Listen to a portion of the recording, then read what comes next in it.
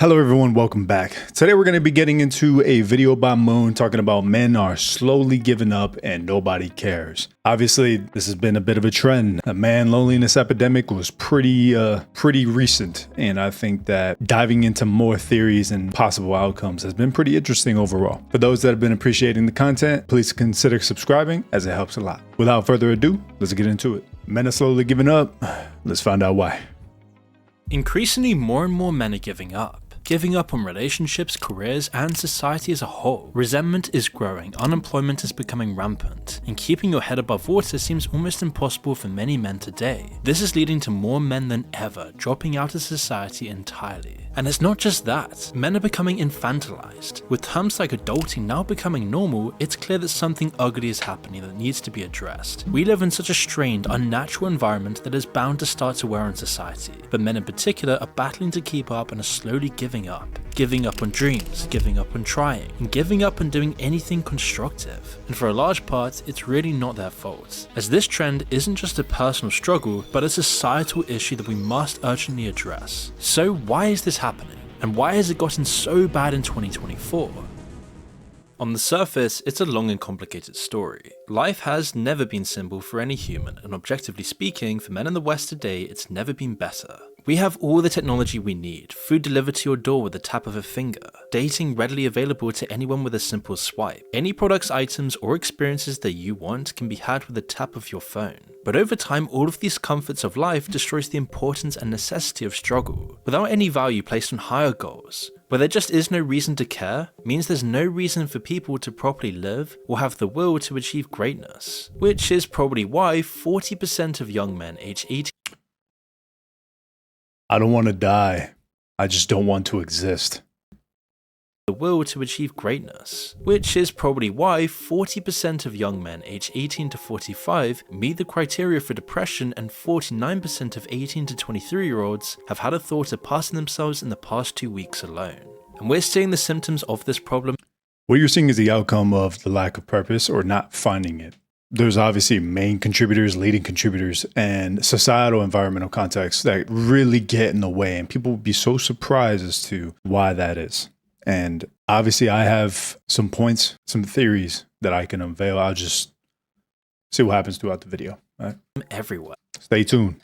The sapping away of our vision and ambition permeates in all aspects of modern society today. Our culture, architecture, relationships, bodies and minds. Past civilizations before us have always placed their emphasis on beauty, wisdom and logic for all the population to see, with great town squares, bustling with art, life and community. These things were placed above all else as the bedrock of their societies, laying out a code of honor and struggle in its people to achieve greatness. Comforts were shown in art and culture, but as an aspiration for achieving something great, for following your mastery. But today our cities are mostly devoid of all of this character, and instead they're marked out by the most cost-efficient, bland and sterile designs to facilitate a simpler self-motivated purpose. It's why people flock all over the world to a handful of remaining cities that retain their centuries-old charm to feel and experience the character of bygone societies that were motivated by higher ideals. Ideals greater than our modern two-dimensional ways of thinking. With a prioritization of comfort, lust and opulence and flashy materialism over individual excellence and greater community, we're now reeling in the aftermath, becoming instead a generation of mandated mediocrity. And does this explain why men today seem to struggle more than ever while seemingly having more than ever? America in particular is not actually in a recession. In fact, on paper, the economy looks like the best it's been in a while. Unemployment has dropped, GDP is up, but what the people are actually experiencing is a completely different story. We can see this in a study by the University of Michigan on consumer sentiments, which gathers data based on how consumers feel about the current state of finances. In 2022, it dropped to an all-time low. Prices of our average daily needs like gas and food have increased in unbearable percentages. In contrast, salary increases do not match, putting a high strain on budgets. Inflation is showing no signs of slowing down as Americans pay over $1,000 a month more on the same What a way to say that, huh? essentials we were buying 3 years ago. Nothing's changed but price. The latest consumer price index for March showing basic necessities like our food, housing, and gas are all continuing to cripple Americans' wallets with higher prices. Our wages are actually down against inflation since Biden took office. So not only are prices soaring, but our wages, at least if you measure hourly wages, are not keeping up at all. Keeping your head above water has become the new normal instead of owning a home with a white picket fence. The rich are becoming richer and the poor are becoming poorer, with the middle class disintegrating completely. All the knowledge of the past of just going to college, getting a job, and buying a home immediately is just completely irrelevant for anyone working and living in 2024. Universities are skyrocketing. It's not completely irrelevant. I think that the Matthew principle has been something that's been known. Obviously, the haves will continue to have more and the have-nots will continue to deplete. And as more resources is gained by the haves, then obviously that leaves less to be acquired by the have-nots. And I think that that's something that's been known, and that's the essence of capitalism. And then I think that the Matthew principle really applies to capitalism. But to say that it's completely irrelevant, I disagree. I think that you just have to be more now. And although that's a tall order to ask, considering what's been happening to societal perspectives, because environmental context is very powerful, it really gets in the way. If you don't achieve anything over delayed gratification your whole life, how likely is it that you're ever going to put yourself personally and individually, how likely is it that you're ever going to put yourself on this journey of your own accord? I think that's kind of what you're seeing. In prices to absurd levels. The housing market is in a complete giant bubble. Everyone's sending out job applications more and more, all while using these automated testing systems, applying up to 100 jobs a day and still not getting anywhere. All the while major companies repeatedly tell us that they can't find any workers for their companies. And the results of this are clear. People are drifting towards more unfulfilling jobs, or just not even having a job at all, while the rich... I think that's very key. I think Moon captured something very important, and I really hope that he elaborates on the fulfillment and unfulfillment of people. Buy up resources, real estate, and everything that used to be the cornerstones of the middle class that is now just an investment hidden through an offshore bank account for some giant investment fund. Basically what they want to do is create a nation of renters. BlackRock coming in and giving them more money than the house is worth. How much more do they give them? They can give them, 30% above. Really? Which is money. And then they just lease those BlackRock. homes out. And they lease them out. It's part of this idea that home ownership and automobile ownership and all of these things, these legacy systems that people want to get rid of. And they go, rent a house, use Uber, Lyft, whatever. You don't need to own. What does owning do for you? That's that famous article, you'll own nothing and be happy. Right. And because of this, all saving plans for regular people are halted because living paycheck to paycheck means there just isn't enough for a savings plan. And whilst there is still some hope to dig your way out, for most this does begin a damaged path. People end up working in a job that's not in their field, something that they hate to do every day, and eliminates the experience they need for the job in their field. And so even the experience they are getting is just completely useless for getting back on track. In effect, their now entry-level position is further deviating them from becoming lawyers, psychologists, or whichever career path they studied for. And if the middle class is experiencing this, then the lower earners are feeling this even more. The jobs they once had a chance of landing now go to the middle class, while they get hit a bump lower, which is putting millions of people in dire straits. They face working twice as hard for minimum wage, juggling between jobs, partaking in the gig economy with absolutely no security, all with an extreme pressure to keep up with daily expenses in a completely overpriced megacity. And the truth is, both middle and lower earners are now taking a huge hit to their egos. They feel disrespected through no fault of their own, as no man wants to feel like a failure. They don't want to feel like they're not providing or on their destiny. Imagine putting in the hours and effort to get a degree and then having to take a job that's not even within the field you studied for. Well, this is just regular life for most people nowadays. I mean, it's really an offset of the anticipation or expectation that you have for yourself. And then you realize like, oh, this isn't something that I can pursue at this moment, even though I spent all this time. I think that just means that you really got to be, whatever you decide to pursue, it can't just be on the basis of passion, because then you're going to fall short. You really got to orient the requirement of the workforce with your passion and then try to combine that to a certain degree. And then if what's required of society or the workforce and the essence of being successful in the economy, and you don't find your passion lining up with anything, then like I have said in previous videos, perhaps that passion just has to be a hobby. And I think that that's how we can balance the work and personal life in that sense. And if we can manage that and not just be so entitled or egotistical that it has to be this thing, then perhaps that we might have to shift and adapt and be a little more flexible. Otherwise, we're going to run into these egotistical issues, I feel like. It's making men feel incredibly depressed and isolated. They watch all this stuff on social media, they see people flexing the Rolexes on their Instagram stories. Meanwhile, they're struggling to survive, living a life they absolutely hate. And when friends and family ask about it, they suffer the humiliation of explaining why they had to take what was available. Even though it isn't humiliating at all, and they're doing what they can to survive, it definitely takes a huge effect on their mental health. Especially as it wasn't that long ago, where it was actually normal to enter the workforce with a mentor who would show you the ropes and encourage you and push you to learn more. Starting at the bottom didn't seem so bad because there was an opportunity to grow and reap more rewards, but this imperative step is slowly slipping away. Companies of prestige have forgotten the generation with no experience, and for many companies, this is what they want. This is actually the ideal scenario, where they have people so desperate, so in need of experience, that they can treat their workers like absolute trash.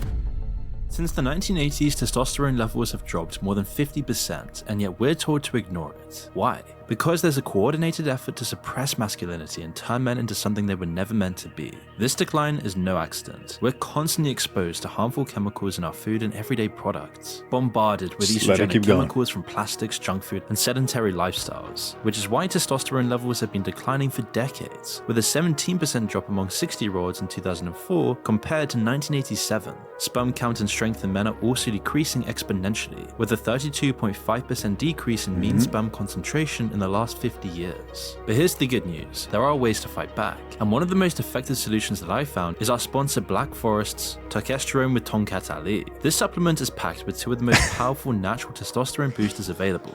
Testosterone is a natural anabolic. I thought he was going to have some benevolent thing. Recovery and support higher testosterone sponsor. Levels. The cost of having a job also plays a part in stripping them of their dignity. Transport costs to their job, depending on the amount, could take a huge chunk of their salary, so that at the end of the day, they can only pay for rent or food and not both. A government grant could replace their salaries, and they earn more or less the same amount. What's also helping to pay the bills is, as I said, the U.S. government, in particular, our disability programs for people who are unable to work.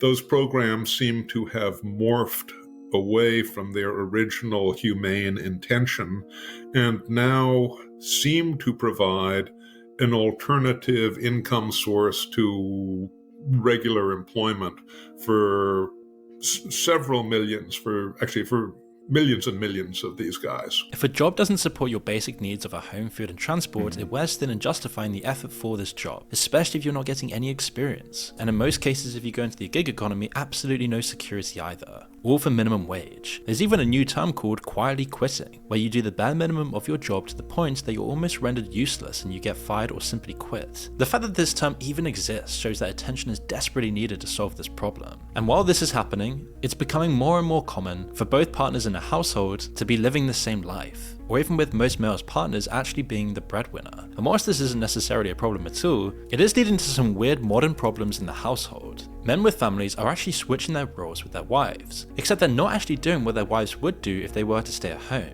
When you look at what Very true. I guess in Britain is called NEET, N-E-E-T, do you say that also in Australia, neither employed nor in education or training? When you look at that huge group of well over 6 million prime age men, the story they're telling about their lives is really pretty devastating. It's pretty distressing. They basically don't do civil society. There's almost no worship, almost no volunteering, almost no charitable work. They've got a lot of time on their hands, but they report doing strangely little help around the home or help with other people at home. Because of the situation, some men may feel a sense of worthlessness and resentment. Some men might take an hour to clean up the house and fetch the kids, but the rest of the day they sleep or play games. As much as men want to argue the point of like there's nothing wrong with that, there is a lot wrong with that because you're allowing the sense of your purpose to be degraded. And at the end of the day, you're never going to do as well as a woman that's going to care for those kids in the same manner that you're supposed to be at home nurturing and stuff like that. And although that may anger some people, it doesn't change the fact that I'm accurate in that sense that women are better at these things than men. That's okay to say that. Men and women both have their strengths and they have their weaknesses. So when you have studies that constantly show who is better in that role, you can put whatever anecdotal opinion you want forward. Let's not confuse opinion for what is real. And I think that that's often the case with a lot of people that, you know, have taken that role and they're trying to defend it. And the thing is that you knew that you gave up on what you were pursuing. And the reason why that's an issue for men is because men don't find families as fulfilling as women do. And so whenever you see men secure that role, they typically degrade and regress. And the reason they degrade and regress is because being that family model or being the consistency of that family model isn't as fulfilling as it would be for women, whereas women will strive in that platform and environment. And that's the issue that you're seeing. And because fulfillment and purpose, although Moon hasn't really gone back to it, that's key. That is so important. And we cannot forget that. Cases the wives work and then come home to finish the chores their husbands were meant to do but didn't. And whilst this might cause huge marriage problems, it still feels better off to the husbands. If asked what they do for a living, saying they're on a break or working on a project beats the humiliation of saying they work in McDonald's with a useless degree on their back. Men without families have nothing to lose, so they stop working because no woman would even want them anyway. They can't afford to date, they can't afford a family, and since their own families... Which the idea of no woman wanting them is obviously a perspective that they develop on their own because of their failures in other areas. It doesn't mean that it's true, but if you got everything waving fingers in your face and you have nothing in your life that pushes you and says, "No, you can," what's going to happen? Supportive, it somehow justifies them giving up and staying at home, rather than facing these societal problems head on. With prices rising, getting hired becoming harder and harder by the day, and inequality becoming rampant within society, most men are just deciding to give up. Because instead of facing the hardships of having a job, it just seems so much easier to escape, whether it be terminally being online, playing video games all day, or hiding behind doing chores at home to show they still have a purpose and are doing their best. The point being that for many men in 2024, if they're gonna be disrespected and feel worthless, they may as well choose the easy way out than a battle. If respect had a currency on how it would affect your life directly, you would see a different picture. A man with a job with high pressure, long hours, and doing something that makes him feel degraded would be worth say $100, but staying at home playing games and escaping, all while being with the people he loves, is probably worth $200 because of how it affects him. This explains why more and more men are deciding to drop out of society rather than face it head on, as it just seems to be the easier path. If it's a choice between two paths, one that offers little satisfaction while the other provides comfort, it's easy to see why men are going this route. But the thing is, this is a terrible mistake. And this is creating problems that we've never seen before. If there is no emphasis or any facilitation of the need to aspire to something greater and the game seems rigged to most who are playing it, it's hardly a surprise record numbers of men are dropping out and giving up on the game entirely. The problem is that there's a huge group of men, roughly about 7 million in America between the ages of 25 and 55, who are not working and are actively not looking for work. Now, COVID certainly had a hand in accelerating these figures. One question posed to these dropouts was how many of these men were on pain medication, and almost half of these men admitted to taking pain medication daily. And aside from those who desperately need it, these figures could indicate that men are aimlessly numbing themselves to their new reality. And this is great for society as people don't have to deal with this huge problem. And what's even more shocking is that 40% of these men do have some kind of degree. What sort of men are in this group? Demographically, education, family structure, ethnicity, who makes up this group? Surprisingly large, representation of guys with college or even college degrees. 40% of this group has at least some college, and as I recall, about a fifth or a sixth are college grads. The decision to be in this state is closely related to changing times. We've already discussed the effects of brain rot in another upload, which disabled problem solving in Generation Z and has already presented problems in finding jobs. They are quick to quit at the first difficult task and move on to find something else, but what happens when options run dry and they find themselves simply stuck in limbo? Giving up seems to be the next step, and accepting that is easy when they're discouraged by the situation. Working off of surveys, the data compiled indicates that these men are not only not working, but they're cutting themselves off from their communities, or there's no incentivization for them to even have any community in the first place. They're hiding out because going out would mean meeting new people who might oppose their lifestyles. It makes it uncomfortable. Why leave when you can just aimlessly watch brain rot content and numb yourself with weed or pain medication and stay inside, in the warm comfort of home? And any sexual needs you have can be satisfied with pixels on a screen. This lifestyle is increasingly becoming more and more normal for men in the West. But what's important to note is that men don't want to be this way. It's a horrible lifestyle, it's depressing. Yeah, I think that's really key too. It's the path of least resistance, first and foremost. Obviously, whatever's the easiest, typically you're going to it's a natural point of drift. And then anyone that embraces this and then defends it, I think that's part of the problem as well, as much as they defend points that they probably shouldn't defend. It's just that anytime a narrative is saying that, hey, you probably shouldn't be here and it'd be better if you weren't, people are either going to take that with grace and they're going to be admitted to what is wrong, and they're going to have the courage to admit that, no, I am not happy here. If that's not the outcome, it's typically to defend it because that is more important to their ego, and that is going to obviously circumvent a natural aggressive type outcome. And obviously you'll see that all the time, especially on the internet, when people were so offended by the concept of pull yourself up by your bootstraps, and essentially, hey, work on your resilience and work on the ability to be critical of self so that way you can fix the little isms in your life to create a sense of order. And then you start with simplistic forms of order and then you develop that into other forms, obviously. And then people were just offended by that. Like, how dare you say this of me? You don't know me. And it's just like, well, everybody knows you because you're now a part of a demographic. And although everyone has their variables that are involved, it doesn't take away from the examples of people with those same variables succeeding. So it doesn't look good when we have more excuses than we have reasons for ourselves that motivate us.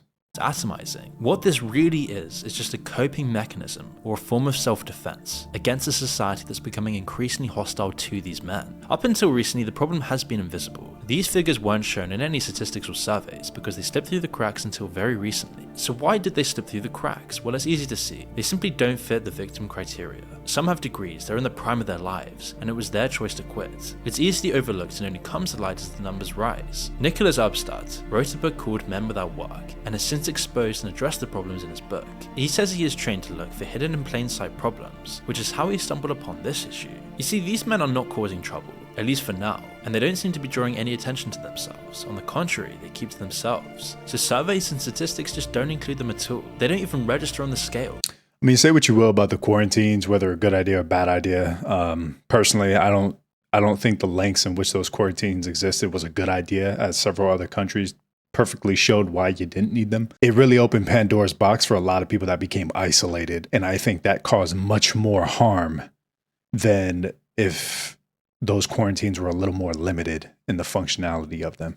And people in society think this is a joke issue. And it's also reasonable to conclude that some of these men may work, but in the underground economy. Work like formal cash jobs, or even shady legal ways of making money. But of course, this is just a minor portion of these men. We need to address the problem head on. How is the situation getting this bad? These men have completely lost their purpose in life. All of their duty, their hopes, their responsibilities, their own dignity and value. It's being completely decimated at the moment. And we're seeing this with the form of radicalization online, growing hatred and division, and a general apathy towards society as a whole. And the longer this is ignored, the harder it's going to be addressed down the line. More men today than ever feel disconnected, disillusioned, and left behind by a world that seems increasingly indifferent to their struggles. While GDP numbers and employment stats may sound like an easy, good solution on paper, especially to government bureaucracies, it will never really fix the reality of the situation for normal people. The real challenge we face today in the West is to find purpose and meaning again, to have any reason to even want to participate and achieve greatness in society. We should focus on creating environments where people can thrive, where beauty, philosophy, and higher noble pursuits are actively encouraged by the cities and countries that we inhabit, which would give millions of men a reason to care again. So that was Moon's video on why men are giving up. And I think the overarching point is you're seeing the development of bitterness in the face of the absence of purpose. And I think that the more we're devoid of purpose, the more likely we are going to be bitter and want to regress, because these are the natural downhill slopes that we'll tend to walk, because going up against it is obviously too conflicting if we don't bear the resiliency to be able to accomplish that. Now, unfortunately, he didn't elaborate on the fulfillment concept, and I was hoping that he did, because I think that there's a lot of value behind the idea of finding something that has purpose for you and finding things that do fulfill you, whether half of it's from your job and half of it's from your hobby.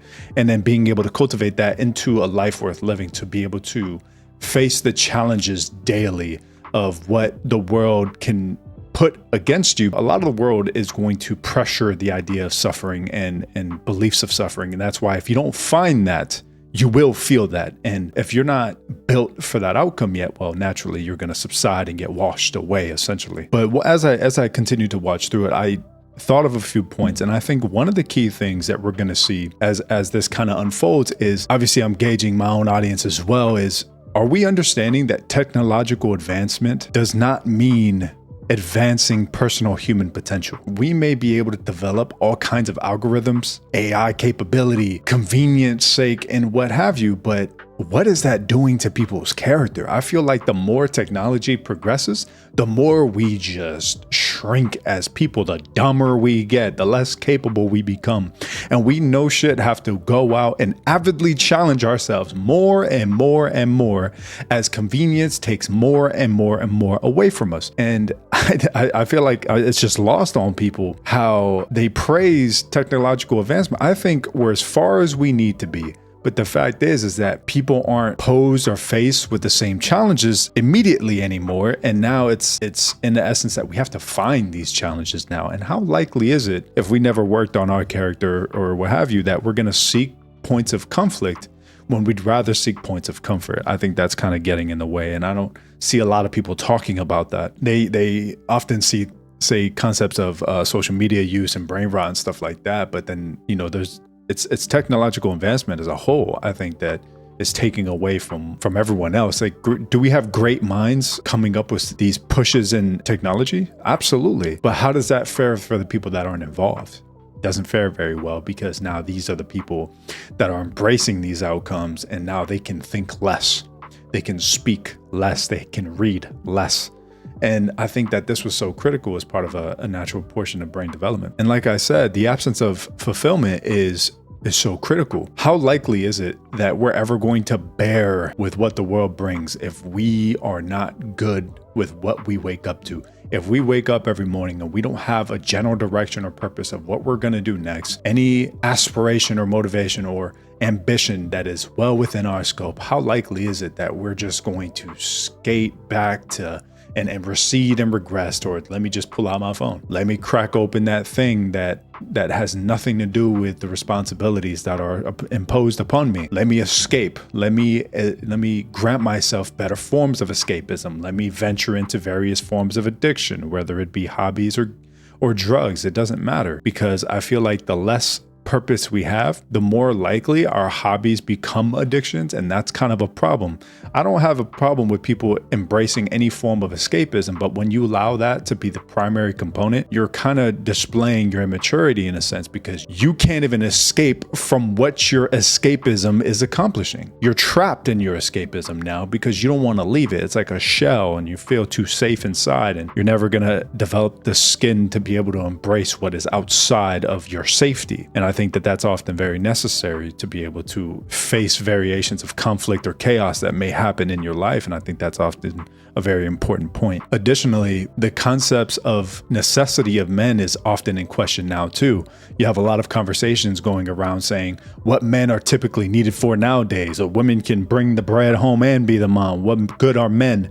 And I think that there's a valid point in this, because before, if we go back a few decades, maybe even a little more, it was very obvious where men stood strong. And whether it was in gross motor skill based labor, whether it was getting the higher paying jobs because of the interest in engineering, whether it was because role models were more, or the idea of gender roles and parenting was more secure, and there wasn't this war on what a good parent is currently, as that's obviously becoming a much more popular phenomenon. And it was very easy to find where you were fulfilled because you didn't have everyone bashing on what you were trying to do or how you were trying to reach it, and there was a much more open availability for what you wanted to do. And I think that because of that, men found their purpose a lot sooner and a lot quicker. Whereas now you have almost every narrative saying how useless you are. You have women saying, obviously across multiple platforms, saying how useless you are. You have various forms of education belittling the concept of men and how they grow up and how they need to control any form of masculinity. So no essence of courage or confidence or aggressive pursuits of ambition can be deemed good because it's too busy being called tyrannical, because any form of competence is now being called tyrannical just because you know what you want. And it's just all this negative feedback for no other reason than the bitterness of others. So it's inducing the bitterness of men because we're caught in this like limbo period of being swarmed in on all sides and finding these areas of purpose or fulfillment isn't as easy anymore. It isn't as hard slotted. And because we now have to really try to find it now, where we didn't have to before, we're faced with this new obstacle that we have to overcome if we want to mean anything. And with fatherlessness being so rampant in society, we don't have any figure or reference really pushing young men into any kind of direction. We have all this bullshit on YouTube and all this fake masculinity talk and all this fake stoicism talk with a bunch of red quotes and stuff like that. But that doesn't really fill in the void. All it does is it brings words to our world that we still don't apply because we're too busy thinking that at some point, one of these videos, it's gonna click and I'm gonna evolve. And we escape the idea that we have to be involved with our evolution. We need to be involved with our process. And if we're not involved with our process, we're gonna watch everything just skate us by as we continue to wait on the convenient thing that somehow is gonna show up soon. And we're just waiting to die. And that is the saddest thing that could happen to men in current society. And it's crazy because that lines perfectly with one of the subreddit titles that we read at the beginning of the video. It's crazy. I understand that it's an uphill battle, and being told that, hey, the world is against you, and then saying that's what you have to go through, so become the thing that can, is so broad, it's so unapologetic, and it's not comforting. Because if you decide to engage any form of journey, you're not too sure where the end of that tunnel is. And if you're not sure of that, and everything is just pulling you down that hill, how likely is it that you'll ever reach it? You need something that's concrete and grounded at the top, not in the essence of you knowing exactly what it is, but in the essence that you know that it exists at all, to allow yourself to keep moving forward. And as poetic as that sounds, this is how people accomplish things. We have everything in our life embracing forms of immediacy and convenience. Yep, true. Why are we letting that have power when we are all powerful in our own right? Let's get some of that power back. And I think that should we do so, we got to understand that the world ain't going to change for us. It's not going to change for men.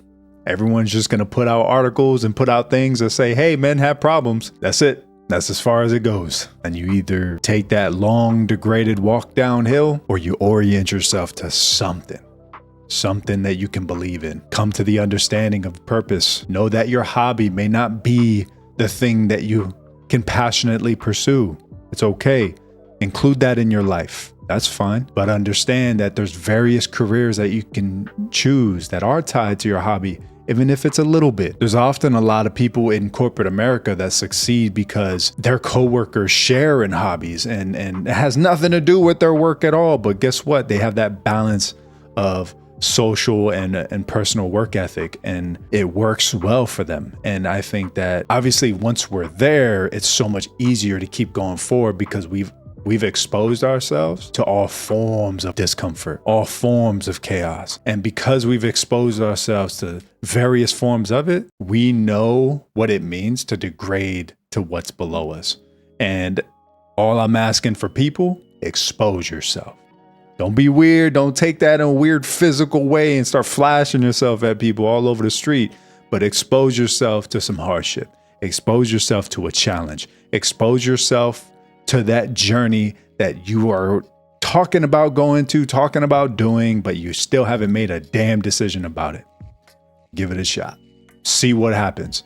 Initiate whatever plan. Who cares? It doesn't have to be a master plan, and the world ain't gonna wait for you to perfect it. Send it. You'll learn along the way. I promise you. Give it a shot. See what happens. See what happens. Because it's gonna be a lot better than just hiding away. We're seeing what happens there. There's enough data now So with that being said, thank you to everyone for watching the video. If you liked the video, like it. Subscribe like I mentioned before. And if you dislike the video, dislike it. Hopefully you never see me again, but leave a comment in the comment section down below for your perspectives on why men are giving up. Love to hear your thoughts. In addition to that, put out a recent video called The Family Fall Off. The link for it will be in the description below. I kind of cover some of the concepts going on in American culture and attitude. Be worth a look. I'll let you be the judge of the concepts. Additionally, I saw that Shoe on Head put out a newer video revolving around how the left lost. To be honest, I'm a little politicked out. I ain't gonna lie to you, but if you guys really want me to check it out, I will. Hit me in the comments. Let me know. Thanks again, and I'll go ahead. See you next time.